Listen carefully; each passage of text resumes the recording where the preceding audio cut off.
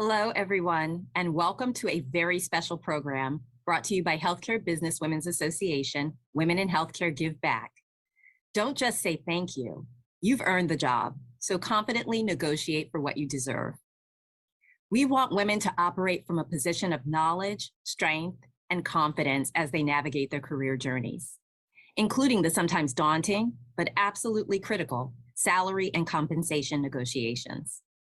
As part of preparation for the next Women Deliver Global Conference in 2023, Women in Healthcare Give Back is proud to be able to support the amazing work of Women Deliver by building satellite events to amplify the movement for gender equality in our 2022 program. During the program, you will hear from Women in Healthcare Give Back Mid-Atlantic team members, Marie Urban, Jen Cosgrove, Nicole McCullough, Andrea Geppert, and Anna Noonan, who will impart relevant data and share practical skills, tips, and resources that will take your negotiation skills to the next level. And a huge thank you goes out to Ellen Rowe, Francie Rawlings, Erin Desmet, and Teddy Neal for their significant contributions to the development of the program. Each Mid-Atlantic team member pictured here came together to bring you content that is data-informed and designed to support your professional and personal development through engaging multimedia content and practical examples. These are our disclosures. Views and opinions expressed as part of this presentation are solely those of the speaker and do not express the views or opinions of the speaker's employer, HBA, or Women Deliver.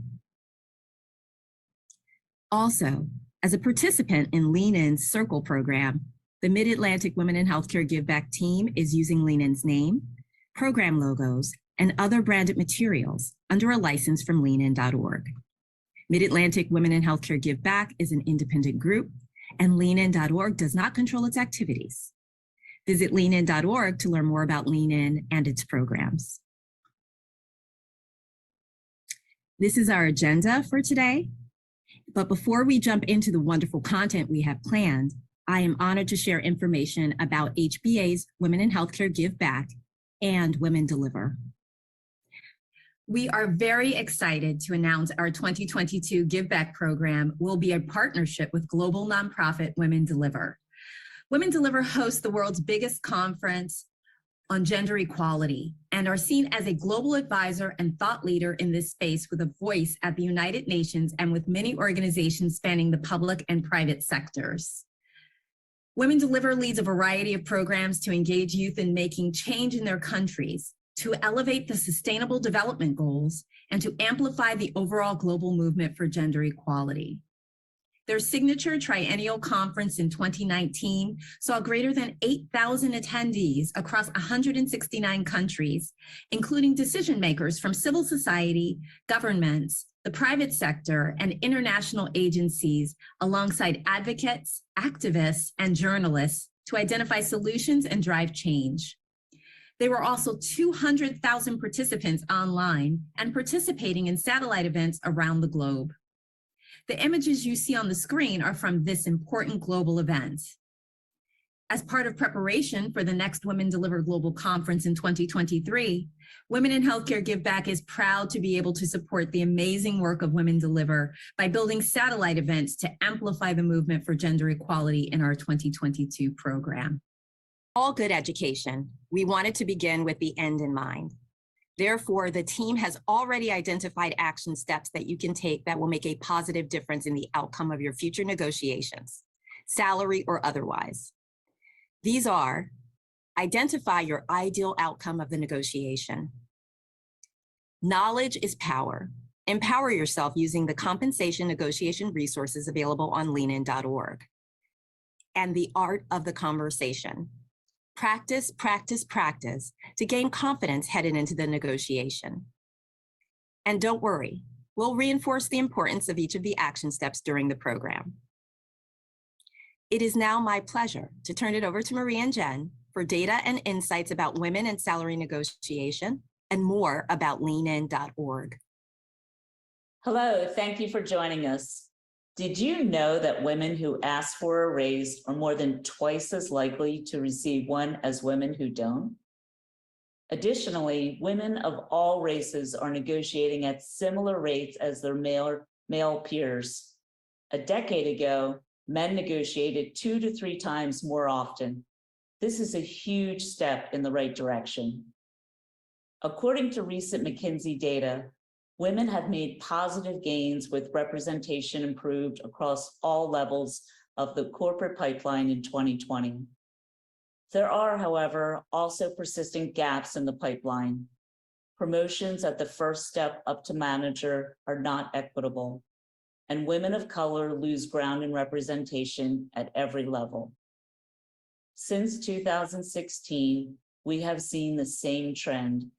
Women are promoted to manager at far lower rates than men, and this makes it nearly impossible for companies to lay a foundation for sustained progress at more senior levels. These trends reconfirm that negotiating is critical for women. The role-play exercises we will present today will assist women with salary negotiation skills to help lead to better outcomes. But first, Jen will introduce the organization with whom we are partnering. Thank you so much, Marie. The trends Marie just discussed reinforce that strengthening salary and compensation structure negotiating skills is imperative to women achieving gender parity.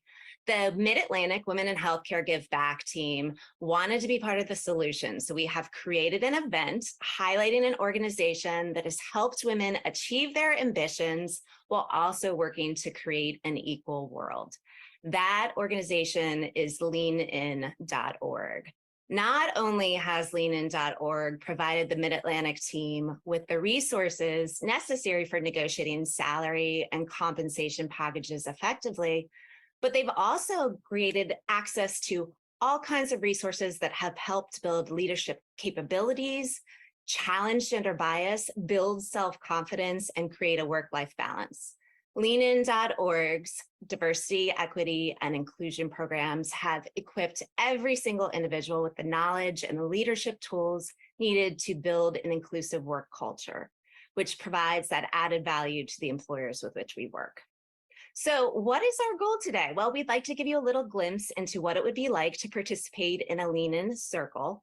And what the organization recommends is when you're building a circle, you have 8 to 12 women that meet regularly to share ideas, seek feedback, build skills. And although the Mid-Atlantic team is comprised of a circle of only individuals from healthcare, you certainly have the flexibility to create a circle of individuals across any industry and any geographic location. You may also be wondering why the emphasis on groups, why not just on individual development? The data shows that women are more self-confident and accomplish more in groups. So let's get started. Thank you so much for joining us today. And I'm going to turn it back over to Griselda Butler. In the course of developing the program, we discovered so many valuable resources from our partner, leanin.org. We've selected a video that highlights important opportunities for negotiation and the importance of negotiating skills for women in the workplace. Following the video, we'll hear from our panel about what resonated with them and why, along with recommendations for practical application.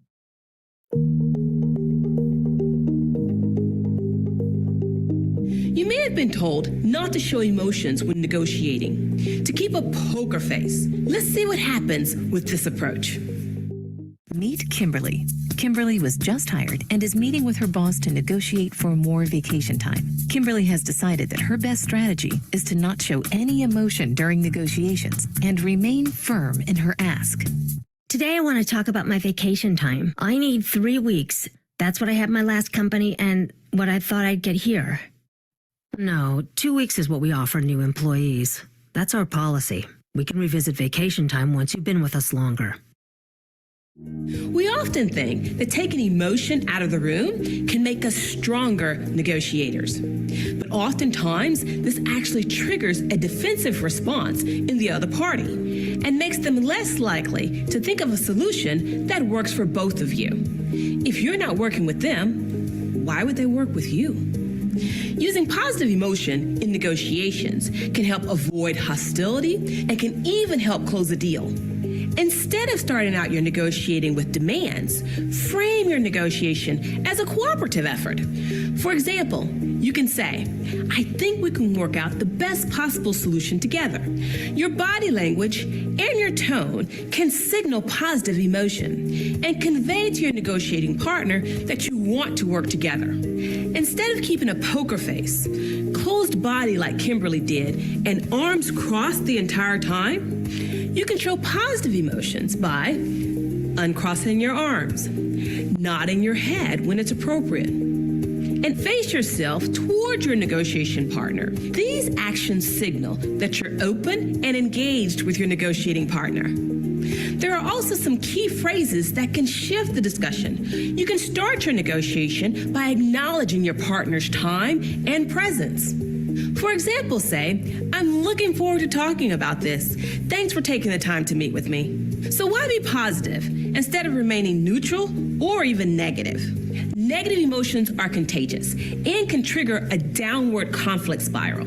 For example, insulting offers are oftentimes rejected in ultimatum settings, and making threats can interfere with profitable agreements. In contrast, when you display positive emotions, you're promoting creative thinking, helping others to engage in innovative problem solving, and encouraging cooperation. Let's see Kimberly's negotiation again, this time using positive emotion. Thank you so much for taking the time to meet with me, Candace. I've really been looking forward to our conversation, and I'm glad we have this chance to talk.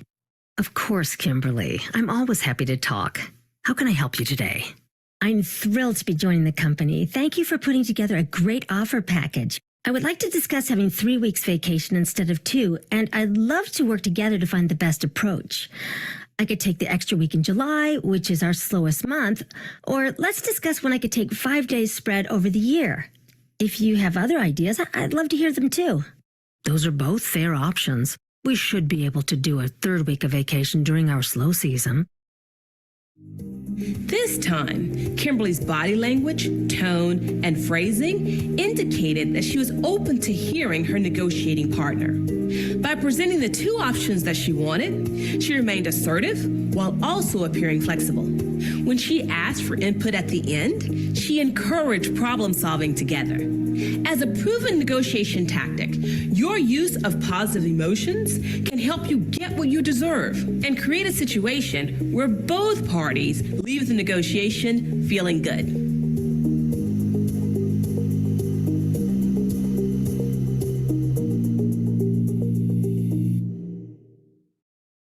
What a great video and perspective that was brought to light. The emotion component resonates with me because that's something that I've specifically struggled with. It can be really difficult to find the balance between being positive while also feeling like we have to be strong and firm. I think that this scenario has helped me see the difference in action. And there are so many takeaways here that I would like to discuss with our panel. So my first question will be to Andrea. Andrea, what resonated most with you in this video? Thanks, Nicole. I agree with all your comments on using positive emotion and demonstrating it in both verbal and physical communications when you're in the negotiation process. I also agree with the idea of having what's commonly referred to as a growth mindset, which in this example is really being flexible and solution-oriented. In any sort of negotiation, I believe another important thing is to keep it realistic. You must do your homework and come to the negotiating table with facts, not emotions, so that both parties involved can more easily align to reach an outcome that works for everyone. In this example, Kimberly, the new hire, was negotiating for more vacation time, so she should be familiar with the company's time off policies, as well as industry standards for her level and experience, so that she can negotiate from a position of knowledge. Using a positive approach and basing your case on knowledge can also be applied to many other types of negotiations, from salary to remote work or flexible hours.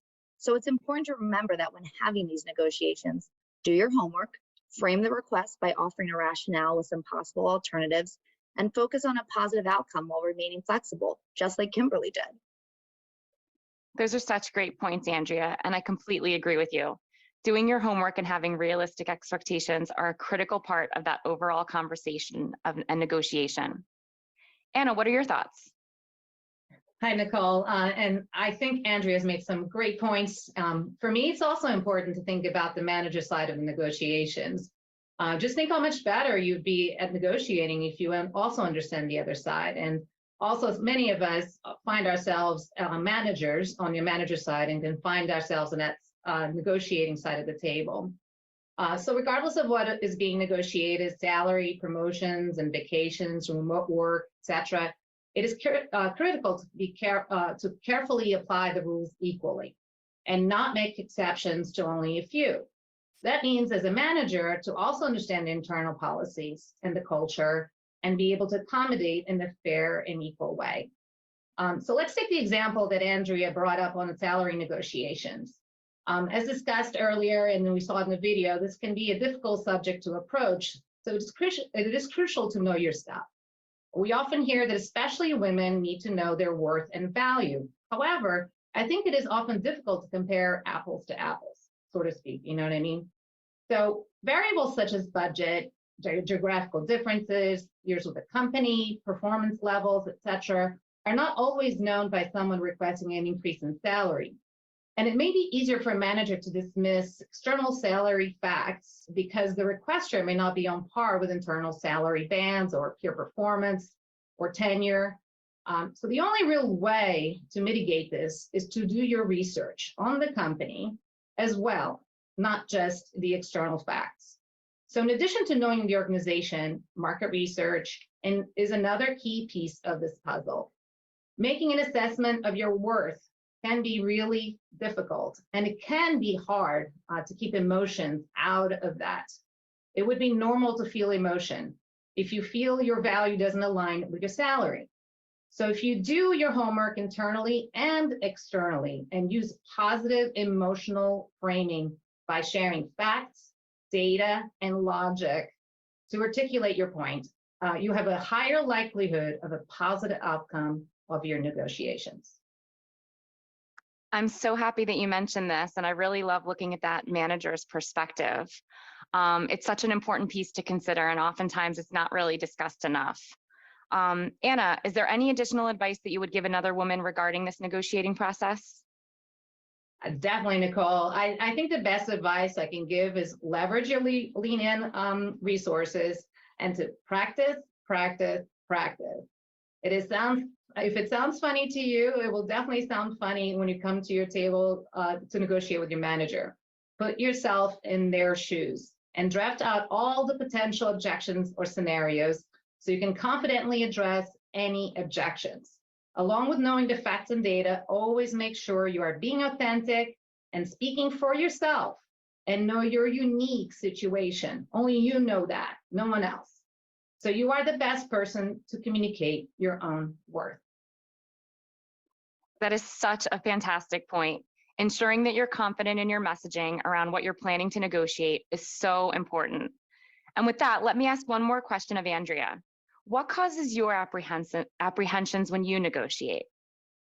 Great question, Nicole. I think this discussion has been really incredibly helpful in reminding me to go into a negotiation with confidence, right? That's a big apprehension. And Anna just mentioned it, knowing your worth. I think something that happens often in the negotiation process is that you make your case with supporting facts, and then there's silence after you speak. And you tend to want to fill that silence because you're nervous, but you've already said everything you need to say. So rather than just trying to fill the space and getting a bit emotional, I think taking a deep breath after you state what you're looking for and then mentally counting to 10 gives your manager time to think and respond to what you just said and stops you from continuing to talk. Another apprehension that can come up in these scenarios is a bit of panic or a fear of success. I got what I wanted, and now what? You start second guessing. Should I have asked for more? Am I bringing the value that I've negotiated for? Imposter syndrome can begin to rear its head, and we don't even take the time to reflect on the fact that we successfully negotiated, right? We often build up the negotiation piece and set ourselves up for all of the scenarios except success. So really having confidence in that positive emotion throughout the whole negotiation process will be a really valuable way to ground yourself when this type of fear or emotion arises.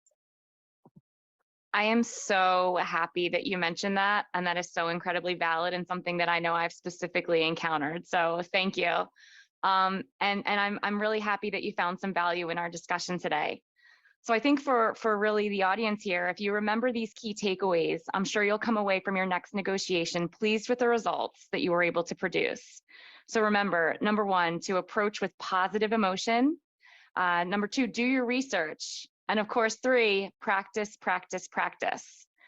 And now I'd like to pass it on to Griselda to sum it up for us.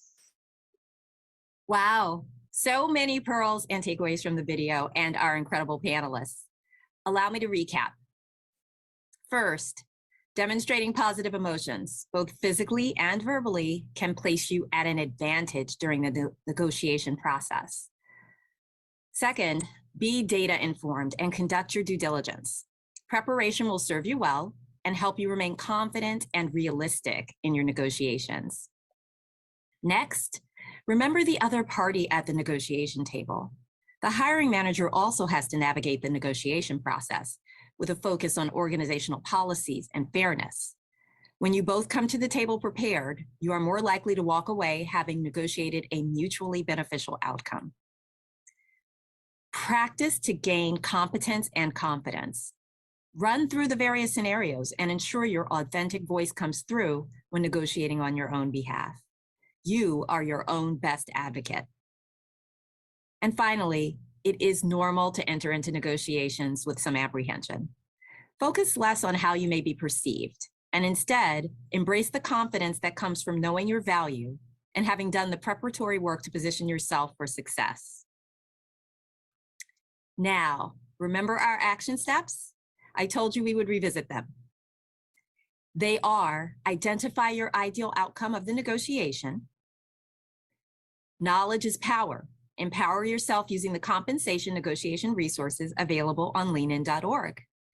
And the art of the conversation. Practice, practice, practice to gain confidence headed into the negotiation. So we tackled a challenging topic today, and I want to thank you for your interest. We hope you found it relevant, valuable, and engaging. We want to thank leanin.org for being an excellent partner and for allowing us to bring their invaluable content to a global audience. Visit leanin.org to learn more about their mission and view resources on a variety of subjects. Thank you to my dedicated and incomparable teammates from the Mid-Atlantic chapter. I fully acknowledge that I had the easy part and thank them for demonstrating leadership in service to others. And finally, a heartfelt thank you to Healthcare Business Women's Association, Women in Healthcare Give Back, and Women Deliver for their shared vision and efforts to create a more equitable world for women and girls. Want to learn more about how you can amplify your impact through the Women in Healthcare Give Back Global Give Back program and the Women Deliver Global Dialogue platform?